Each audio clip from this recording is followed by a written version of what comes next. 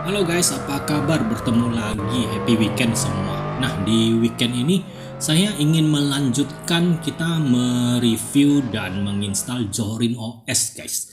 Tetapi yang versi light. Zorin OS ini adalah sebuah distro Linux turunan dari Ubuntu ya, versi 17.2. Satu mingguan lalu, tanggal 19 September itu dirilis. Nah, saya sudah membuat video yang Hari ini versi kita akan menginstal sebuah educationalnya. distro yang sangat terkenal ya, namanya adalah Zorin OS. Salah satunya Minggu adalah lalu itu Friction. saya install yang versi educationalnya. Ada banyak aplikasi yang pre-install di sana, seperti aplikasi education dan programming. Nah, tentunya saya penasaran ya kalau yang versi light ya, versi ringannya ya, karena memang misi dan quest dari vlog saya adalah mencari sebuah distro Linux yang ringan dan bisa dijalankan di komputer yang sangat low spec ya. Nah, untuk yang Zorin OS educational bisa disimak di video yang lalu, dan sekarang kita akan tes yang versi lead ya. Dia di sini mengklaim dia hanya membutuhkan 1,5 GB RAM. Dan langsung kita download Zorin OS 17.2 Lite version ya. Ini adalah website officialnya dan hanya 3,4 GB ya. Nah, ISO yang kita download tadi akan kita flash ke dalam sebuah flash disk. Ada berbagai metode ya, Rufus bisa, Baleno Etcher bisa, Ventoy bisa. Di sini saya tetap akan memilih yang metode menggunakan program Rufus ya. Tinggal kita masuk ke websitenya, kita download, kita jalankan, dan kita pilih USB yang sudah kita colokkan. Kita pilih file ISO-nya dan kemudian kita start di sini. Maka file ISO tersebut akan langsung bisa di flash ke dalam flash disk yang akan kita pakai sebagai installer, menginstal ke laptop atau CPU kita. Nah, saya akan tunjukkan sistem information dari CPU yang saya pakai untuk menginstal Zorin OS 17.2 Lite version ini. Ini adalah Pentium 3.3 GHz, 4 GB RAM DDR4 ya. Nah, ini CPU-nya, memorinya 4 GB. Disknya sudah SSD 120 GB saja karena ini adalah CPU restoration ya. Sudah ada GPU-nya. Nah, karena kita ingin melakukan dual boot, kita akan mempersiapkan partisi untuk Zorin OS kita. Sekitar 40 GB kita buatkan partisi untuk meletakkan Linux Zorin OS kita. Ini adalah bekas dari yang minggu lalu ya, Zorin OS educational. Kita delete volume aja supaya memperingan tugas installernya ya, dan saya lebih aman kalau dia posisinya itu free space yang berwarna hitam tersebut. Di sini ada dua flash disk. Flash disk satu itu adalah installernya, dan flash disk yang kedua saya persiapkan untuk meletakkan bootloadernya, grupnya ya. Nah, yang satu adalah bootloader, yang satu adalah installernya gitu. Kita akan restart. Jangan lupa di BIOS kita setting agar bootingnya itu bisa melalui opsi USB ya. Jadi flash disknya dicolokkan ke USB dan kita buat bootingnya priority di USB. Nah, itu adalah menu Zorin OS-nya. Kita sudah sampai di live boot dari Zorin OS Lite versionnya. Kita akan pilih option try Zorin OS karena saya ingin sambil merecord guys. Tetapi ada sedikit kendala ya, di versi Lite ini ternyata saya tidak bisa menginstal screen recorder karena memori yang diberikan untuk live session ini sangat sedikit guys. Tadi terjadi error. Jadi ini saya rekam dengan kamera HP, dan ini adalah bagian yang cukup penting ya, dimana dia menanyakan di bagaimana settingan partisi yang akan kita pakai. Karena kita ingin dual boot, kita harus hati-hati ya. Di sini kita cari yang free space yang 40 GB tadi, dan kemudian kita akan create partitions. Kita kapasitasnya semuanya ya 43 GB. Tapi yang paling penting adalah kita harus membuat mount point-nya itu adalah root-nya ya. Dan di sini akan ada tanda format itu dicentang di sini. Jadi hanya di partisi itu yang akan diformat, partisi yang lain itu aman ya. Windows kita aman. Kemudian di pilihan bootloader installation saya akan pilih dia bukan di SDA tapi di STC, yaitu di flash disk yang kedua tadi. Mengapa saya melakukan ini? Karena saya akan menghapus Zorin OS-nya setelah saya install ya. Nah, itu tadi adalah pesan kesalahannya. Sangat singkat karena minggu lalu saya sudah bahas cara installation-nya ya. Nah, saya mengecek apakah Windows-nya masih utuh atau tidak. Masih utuh ya, dan tadi adalah USB bootloader-nya. Kita pakai USB itu untuk loading ke Zorin OS versi 17.2 Lite version. Dan singkat cerita, singkat kata, kita sudah sampai di XFCE dari Zorin OS Lite ini ya. Sudah berhasil terinstall. Dan seperti biasa saya harus install Simple Screen Recorder untuk merekam. Begini caranya, sudo apt get install. Ini adalah Ubuntu base, berarti dia apt ya, seperti Debian. Nah, saya akan customize sedikit dia punya desktop. Saya perbesar panelnya ya supaya lebih jelas kelihatannya. Dan ini ternyata bisa dibesar kecilkan panelnya. XFCE adalah desktop environment-nya. Sangat minim ya, minimalis dan harusnya ringan. Kita akan lihat settingnya.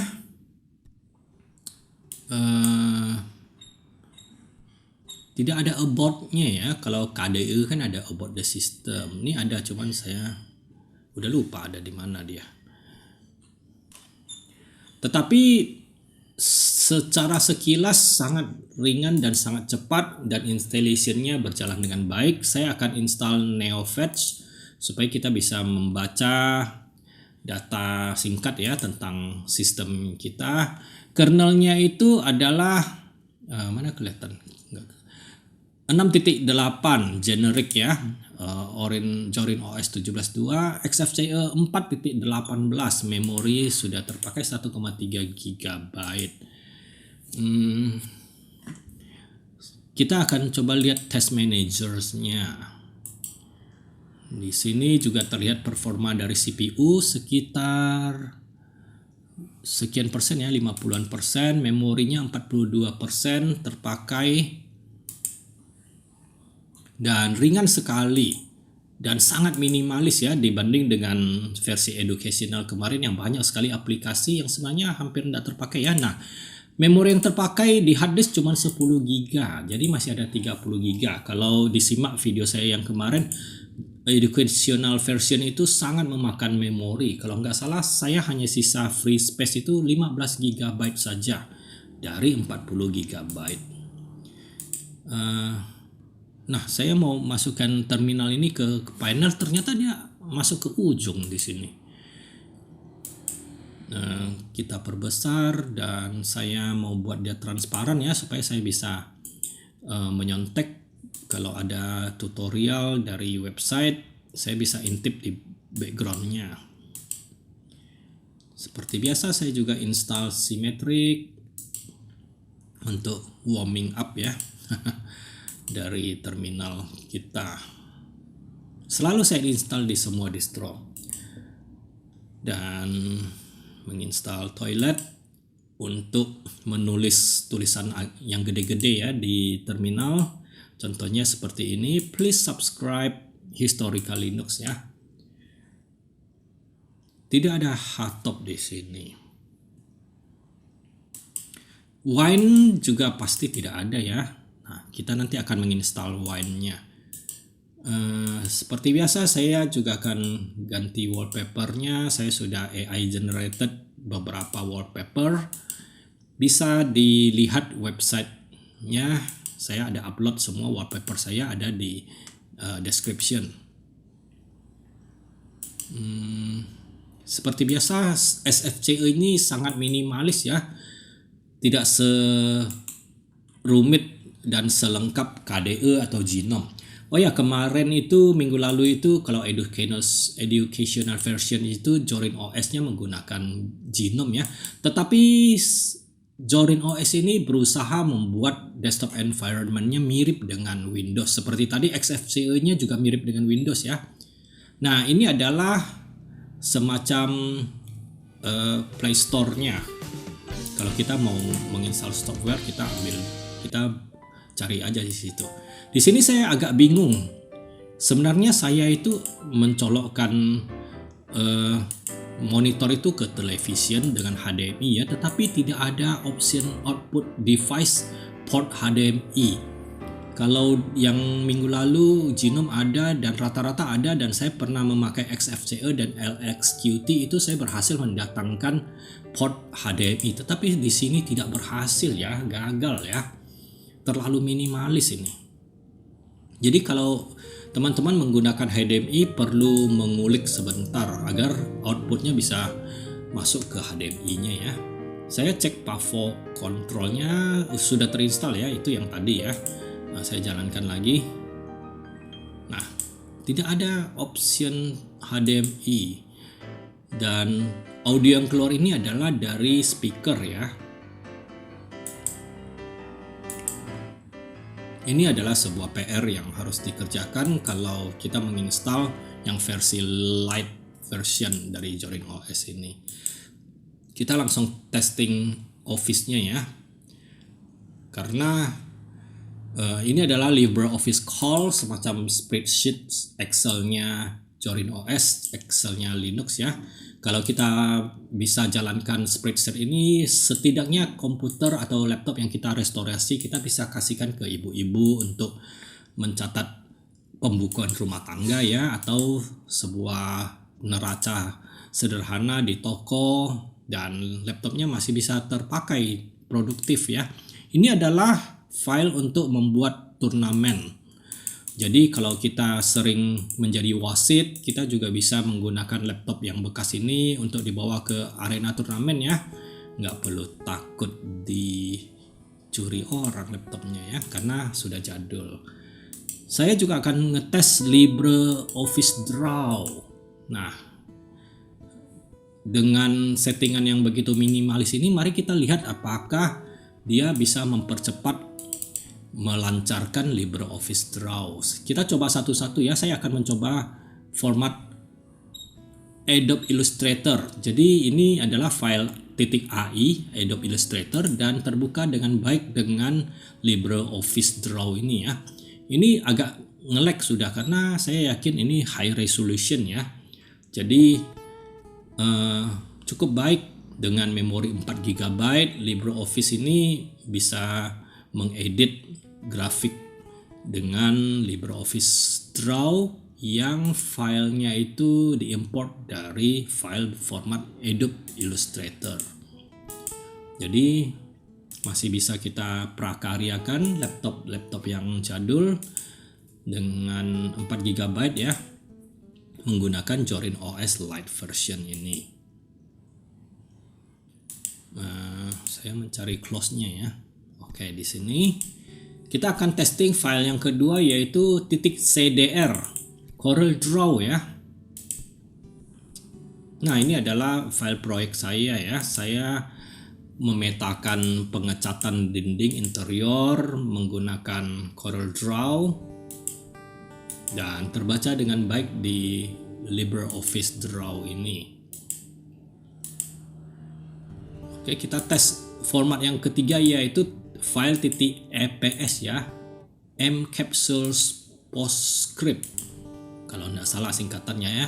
Ini adalah file vektor, grafik vektor ya. Jadi file EPS ini disimpan dengan metode vektor. Kalau kita tarik, kita perbesar ya. Nah, misalnya begini ya, kita tarik ya. Ini kan perkecil, bentar. Saya tarik sebesar-besarnya ya, maka file EPS itu tidak akan pecah karena dia adalah vektor ya. Nah, masih terlihat resolusinya ya. Jadi bagus sekali LibreOffice Draw berjalan di Zorin OS Lite 4 GB memori. Kemudian langsung saya akan testing Wine saja, dan saya akan fokuskan mengetes menggunakan bermain game guys, karena bermain game itu sudah yang paling menguras energi dari CPU, menguras RAM-nya ya. Kalau dia berhasil memainkan game ya berarti program yang lain cukup lancar, asumsi saya ya. Nah, ini adalah Wine CFG. Kita menginstal Wine supaya kita bisa menginstal game-game yang Windows based ya, yang berasal dari Windows.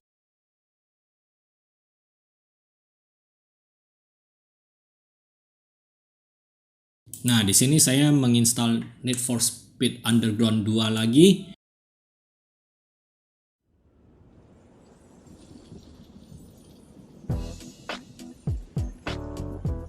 Berjalan dengan lancar ya, karena kemarin waktu educational version saya juga menginstal Underground 2 dan ini grafiknya langsung saya gas rata kanan guys, dan terlihat dia bisa berjalan dengan baik ya di resolution Windows mode yang 1600 x 900 tadi. Ini sudah sebuah kemajuan dari versi educational yang kemarin guys. Kalau kemarin itu rata kanan dengan posisi lagi di screen recorder itu tidak jalan guys, dan di sini sudah bisa jalan. Jadi signifikan sekali perbedaan antara light version dengan educational version. Pengaruh di Genome versus XFCE-nya ya sepertinya ya. Nah, langsung kita teskan sebuah racing. Ini adalah posisi grafik rata kanan dengan full screen guys, dan posisi direkam. Nah, ini adalah penampilan di yang tadi itu light version, dan ini adalah bekas footage waktu saya di educational version ya. Waktu itu grafiknya hanya medium, bukan rata kanan. Dan saya akan buat split screen ya. Yang kiri itu adalah yang rata kanan menggunakan Zorin Lite XFCE, yang kanan itu Zorin Lite educational version Genome mid, grafiknya middle. Yang rata kanan yang sebelah kiri itu saturationnya lebih tajam, lebih saturated ya warnanya ya, dan lebih mulus, lebih smooth. Sedangkan yang kiri, yang kanan ini, yang Genome ini poligonnya agak kasar, dan kedua-duanya tidak nge-lag ya. Oke, Underground 2 berjalan dengan baik, dan saya akan ngetes PCSX2 ya. Ini adalah PlayStation 2 emulator. Langsung saya setting grafiknya itu lumayan middle ya, tidak rata kanan banget. Dia punya internal solution itu hanya 2 kali native 702 PX. Dithering-nya basic, dan di sini saya memainkan Gran Turismo 4 tapi yang spek 2 guys. Ya, mod dari Gran Turismo 4 yang barusan dirilis oleh komunitas 2 mingguan lalu ya. Banyak sekali yang mereview spek 2 ini. Mari kita coba racingnya dengan posisi grafik yang 720 di resolution 720. Nah, kita menggunakan Aston Martin Vanquish. Aston Martin Vanquish ini juga baru dirilis ya beberapa bulan lalu oleh perusahaan Aston Martin. Dan ternyata berat sekali ya. Masih tidak mampu XFCE dan 4 GB. Nah, di sini saya turunkan dia punya resolution menjadi 1,5 saja.